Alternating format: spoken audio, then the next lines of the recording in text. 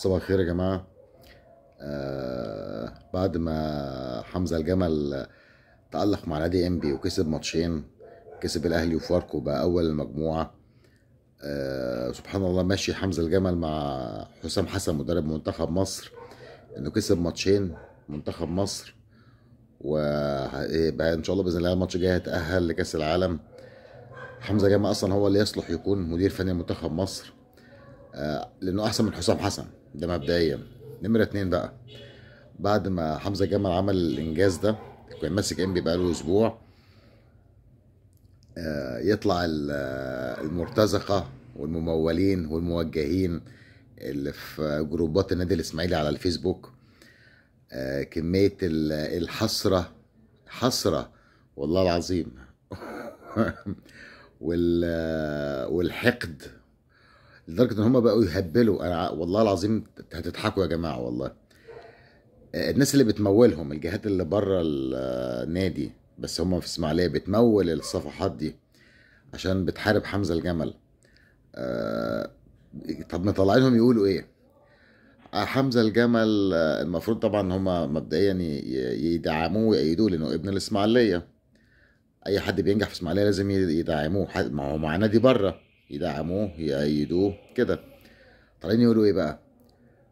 حمزه الجمل على فكره بينجح بسبب ان معاه كابتن حمص. والله العظيم كمية حسرة تضحك، يعني كمية خزي يهلك من الضحك، عشان معاه كابتن حمص. كابتن حمص مع احترامي ليه راجل محترم، مدرب عام. طب هو نادي انبي ليه ما فطنش للموضوع ده وعين حمص بس؟ ليه عين حمزة الجمل يعني؟ ده رقم واحد.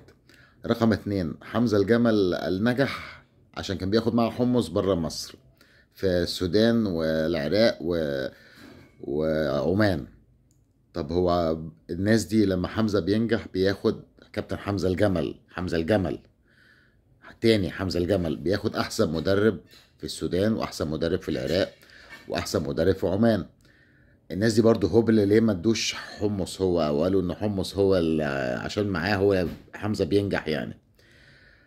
وحمص ليه مخلي واحد تاني يسرق مجهوده، ما يتطور ويبقى هو بقى يمسك ويقول خلاص انت بتنجح بسبب يا كابتن حمزة، انا هخرج من الحوار ده وهشتغل مع نفسي، وابقى انا مدير فني لاي نادي تالت او رابع، اي نادي يعني، يخرج الارتباط اللي مع حمزة الجمل ده. شغل حقد، وشغل ناس كيادة، وشغل النسوان من الاخر يعني، والله بجد. شغل النسوان والله العظيم اتقال عليه كده. ف في كابتن حمزة الجمل، أنا أتمنى لك التقدم كل خطوة عن التانية، وكل خطوة عن التانية تكيد كارهي النادي الإسماعيلي ومأجورين النادي الإسماعيلي، مأجوري النادي الإسماعيلي والناس اللي بتحارب النادي الإسماعيلي والناس اللي مسيطرة على النادي الإسماعيلي، وعايزة تحقق مصالحها الشخصية بالسبوبة والعمولات، والمصالح الشخصية اللي هي عندهم أهم من مصلحة النادي بس.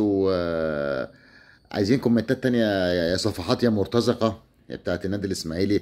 حمزة لما يكسب اللي جاي واللي بعديه واللي بعديه اللي بينجح ليه؟ هم عايزينه حطوا كده كلمة هي تضحك أصلا للناس اللي بتفهم، يعني ممكن الناس المتخلفة عقليا تنطلي عليها كلمة زي دي، عشان لما يكسب ويعدي وبتاع يقول لك ده أنا قلت من أول بوست حمص هو السبب. حمص هو السبب؟ مين يهبل أنت وهو؟ السلام عليكم، صباح الفل. سلي سمك في رمضان مع جروبات النادي الإسماعيلي المرتزقة. سلام عليكم.